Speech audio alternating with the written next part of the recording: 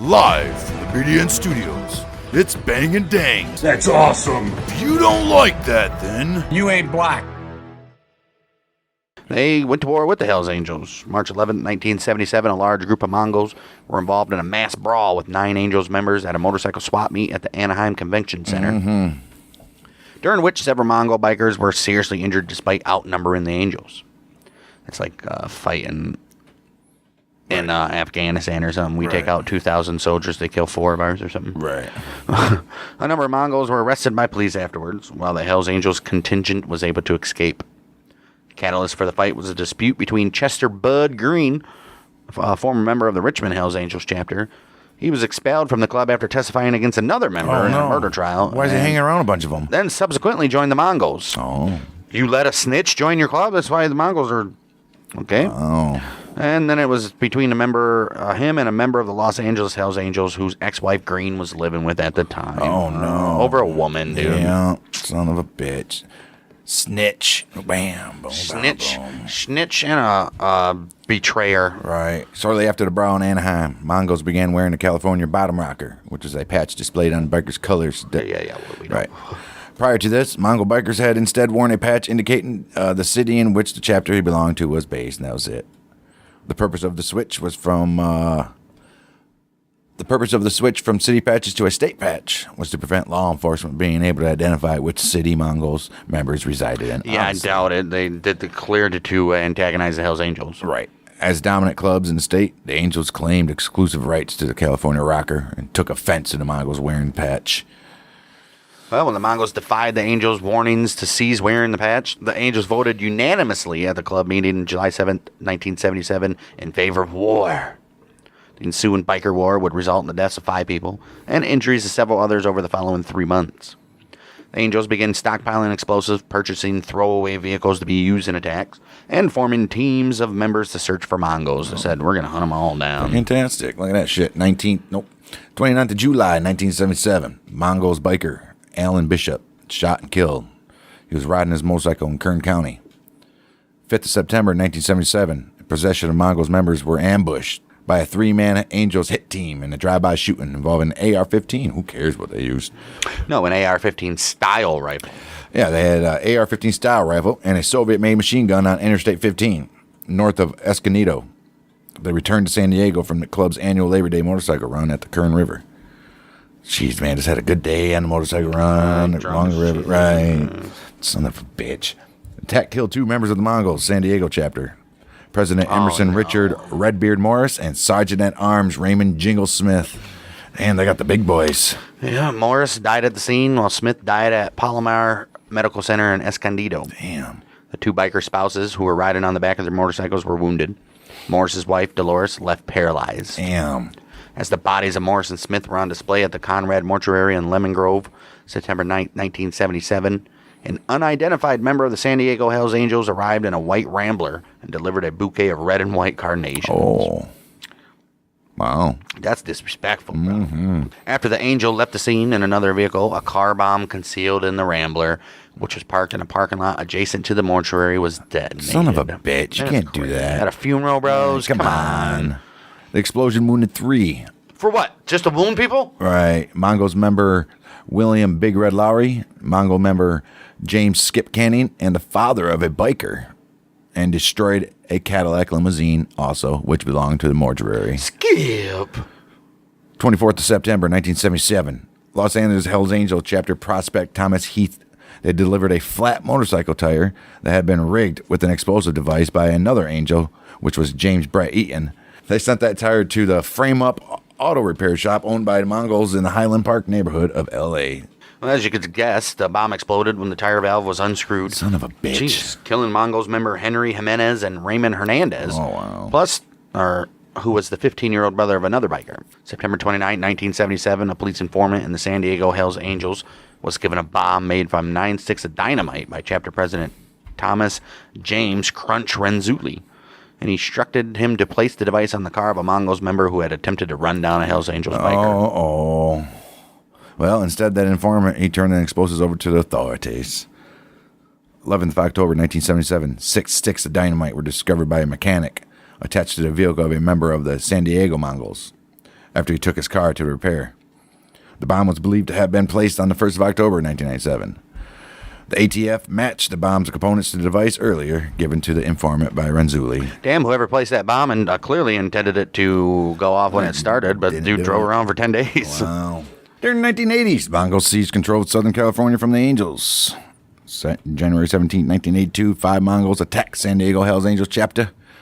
Sergeant-at-Arms Raymond Fat Ray Piltz at the Horseshoe Tavern, which was a San Diego County bar, obviously, striking Piltz with a table before fatally shooting him. The 5 Mongol members involved in the attack were subsequently indicted on Moida charges. Well, one of the bikers, Donald Wayne Sullings, he became a fugitive before he was apprehended in Newton, Mississippi, May 15, 1982. Mongols member Scott Jr. Erickson, he was ultimately convicted of involuntary manslaughter in Piltz's death and served 4 years in prison. Seeking an end to hostilities, the Mongols and Hells Angels signed a peace agreement. Under those terms, the Mongols, like we said, granted free reign over Southern California and given permission to wear the California bottom rocker. Although the Angels were allowed to retain their Southern California chapters, which were located in Monterey, Orange County, Riverside, Fresno, Ventura, San Diego, and San Bernardino, right. Which is crazy because the George Christie, he founded the Ventura chapter, and it's like one of the biggest ones. It's crazy that they would just give him that. They didn't. Well, they gave him free reign over Southern California, where that is. That's fine. I don't think the Angels wanted to mess with the cartel. Don't think they cared. Mongols, in turn, were forbidden from expanding into Northern California, which was allocated exclusively to the Angels. They're like, we get to keep our shit in Southern California, but you motherfuckers ain't coming up here. The feud between the clubs in Southern California was reactivated. Which was probably better for the Hells Angels, because Northern California is like right. wilderness, dude. Right. So they probably had a bunch of meth operations, a bunch of shit up there. Man, it's fantastic. The feud between the clubs in Southern California was reactivated, however, by a fight at the first annual Easy Riders trade show. This was held in the parking lot of the RMS Queen Mary in Long Beach on 11th of February, 1989. Between 50 and 100 members of the Mongols and Angels were among approximately 3,000 motorcycle enthusiasts attending the event when an argument led to a mass brawl between the rival bikers, which resulted in San Bernardino Hells Angels chapter Sergeant-at-Arms Aristio Andres Carbajal, they call him Art. He was stabbed to death in the chest. Damn. Several others also suffered non-fatal stab wounds. Riot police from the Long Beach Police Department were required at the scene to end the violence. Carbajal's killing went unsolved, although it was allegedly carried out by an associate of the Mongols. Well, I don't think a Hells Angel guy would stab his own guy, so... The second iteration of the Easy Riders trade show was scheduled to be held at the Los Angeles Convention Center February 1990, but was relocated to Malibu due to a Los Angeles intelligence report, which warned that a biker convention at the facility presented a clear and present danger to the public. So they took it to Malibu. Wow. They're like, fuck it, all those rich bastards can deal with it. In 2002, the Mongols had begun establishing a presence in Northern California. Oh, come on, guys. In defiance of the peace treaty, under which the northern part of the state was deemed the Angels' territory, which we all know. Yes. The Mongols' expansion north caused further tension between the clubs, obviously.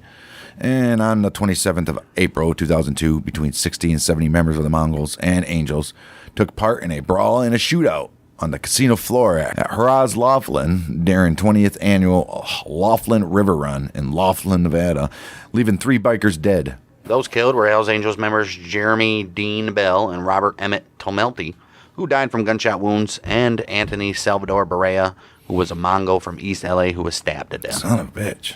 On that same night, another Hells Angel, Christian Harvey Tate, was fatally shot in the back while riding his motorcycle on Interstate 40 near Ludlow as he traveled home to Southern California from the River Run. Tate's killing remains a cold case, although investigators surmised that his shooting was connected to the Laughlin incident. Clearly. Christopher Brian Ablett, they call him Stoney. He was a member of the Mongols Modesto chapter. He stabbed and shot San Francisco Hells Angels chapter president Mark Guardado. They call him Papa. Why? They stabbed him to death following a struggle outside a bar in the Mission District of San Francisco. September 23rd. September 3rd. September 3rd, 2008. Ablett had traveled to San Francisco to visit a friend, armed with a foot-long military knife and a .357 Magnum revolver.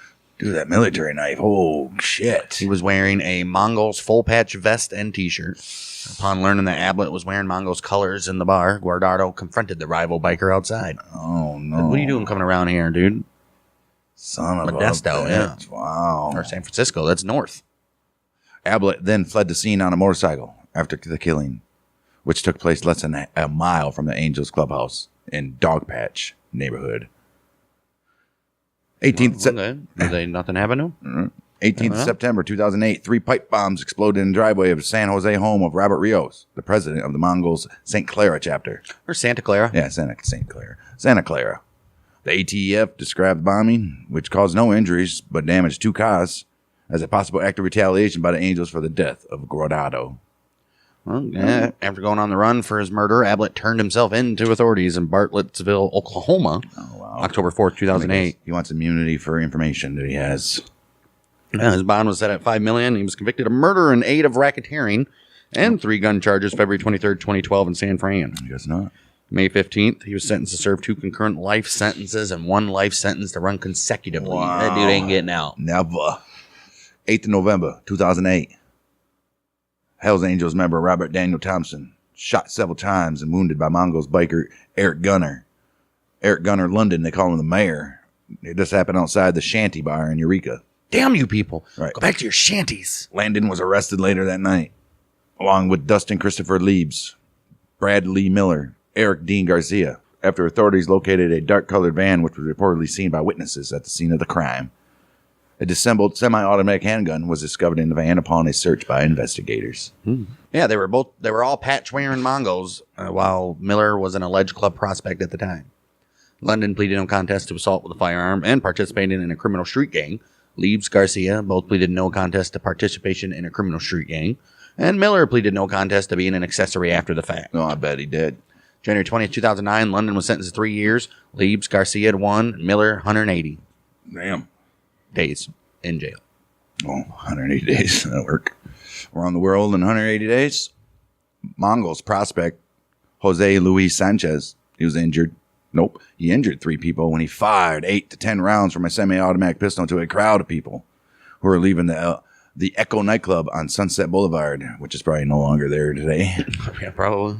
This was in the Echo Park neighborhood of L.A. in an attempt to shoot a Hells Angels biker who was at the venue at that time. This happened on the 21st of June, year 2010. None of those wounded were affiliated with any motorcycle gang. Never are. Sanchez was arrested by the LAPD, the Hollaback Division, on the 14th of July, 2010.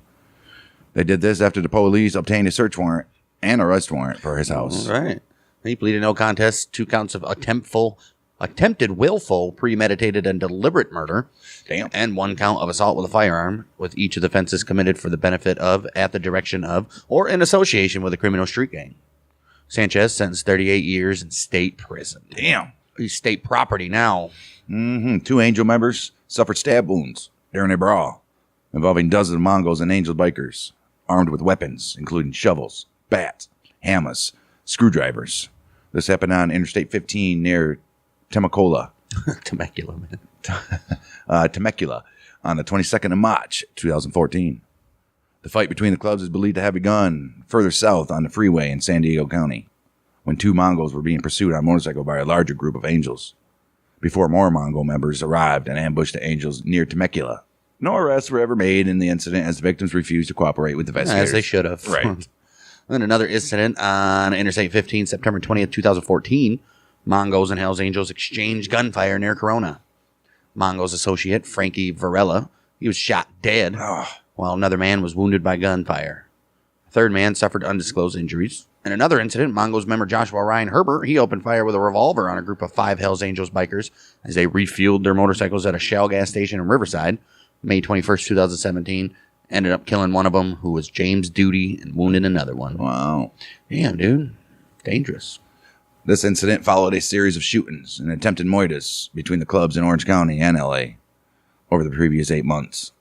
Herbert, he was charged with murder and firearm offenses on the 21st of June, 2017, after a month-long investigation by the Riverside Police Department, the FBI, the ATF, the California Department of Justice. He was then convicted of first-degree murder and attempted murder. Additionally, a jury found Herbert guilty of committing the offenses as an active participant in a criminal street gang. Well, good for him, huh? May 5th, 2018, members of the Angels were attending a motorcycle wash fundraiser outside Zingo's Cafe in Bakersfield when Mongol bikers arrived, prompting a confrontation between the rival clubs. Mongols associate Ricardo Vera, He fired an illegal pump-action pistol grip shotgun into a crowd of people, causing minor wounds to one person. Oh, wow. He was then killed when he was shot several times by the owner of a legally owned handgun. Look at that. Good guy. Good guy with gun. Good guy gun. Vera's killer cooperated with the Bakersfield police and was not arrested as the shooting was deemed self-defense. I don't think he would be. 3 Mongols, Christopher Clay Wilson, Alicio Ray Miranda, and Arturo Desiderio. They were subsequently arrested and charged with conspiracy, gang participation, attempted murder, and assault. Wilson pled no contest. Why? They didn't do anything. Right. Wilson pled no contest to an accessory charge in August of 2018. He was sentenced to time served and 3 years probation on 18th of January 2019. Well, he's home free now. Yep.